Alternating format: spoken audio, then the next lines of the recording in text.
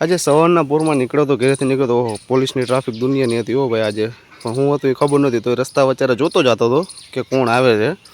કેમ કે આમ પબ્લિકને જવાની મનાઈ હતી ગાડી લઈને રોડ પર, કેમ કે કોઈ રાજનેતા જ આવતો હોય. આપણને તો ખબર નથી કોણ રાજનેતા હોય, તો નજરે પડતી જોતા તો પોલીસ તો દુનિયાની છે. અને વંથલી ગામની અંદર આવો પ્રસંગ તો વારંવાર હાલતો જ હોય. પણ હા, કોઈ દી પાણી અને રોડ એની સિસ્ટમ કોઈ દી આ લોકોએ સુધારી નહીં. જોયું તો મને લાગ્યું પહેલાં કે શકલ તો મોહન ભાગવત જેવી છે, પણ દેખાણું તો એવું નિરાયતે કે આ તો મોહન ભાગવત. પછી ખબર પડી આ તો પ્રવીણ ચોઘડિયા છે. હવે પ્રવીણ ચોઘડિયા વંથલીમાં આવ્યા છે તો મને લાગે મેન રોડ ઉપરથી જ આવ્યા જાય છે. તો એને રોડ જોઈને કદાચ એને એમ થતું હોય છે કે ઓહ આના રોડ તો જો. પછી કદાચ ફોન કરીને કહે કે ભાઈ તારા ગામમાં આવ્યો તો રોડ સારા નથી, તો આનો ધારાસભ્યને ફોન કહે છે કે ભાઈ રોડ તો સારા બને, તારા ગામમાં રોડે સારા નથી. પોલીસ કર્મચારીનું બંદોબસ્ત તો એક નંબર જ હોય, કેમ કે વંથલી ગામ છે અને અમારું ગામનું નામ તો બહુ પ્રખ્યાત છે. એટલે સારા એવા રાજનેતા આવતા હોય તો આ રીતે કન્ડિશન હોય જ.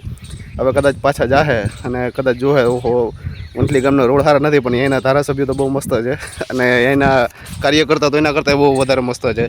કેમ કે આ વસ્તુમાં ધ્યાન બહુ આપે છે, ટ્રાફિક ક્લિયર કરાવે, બધી સુવિધા બધી સારી રાખે. એમ્બ્યુલન્સથી માંડીને મામલતદાર છે, બધાય છે, ટીડીઓ છે, બધાય ઓફિસરો છે, મામલતદાર સાહેબની ગાડી છે. પણ હવે જોઈ રોડ કેવા બને.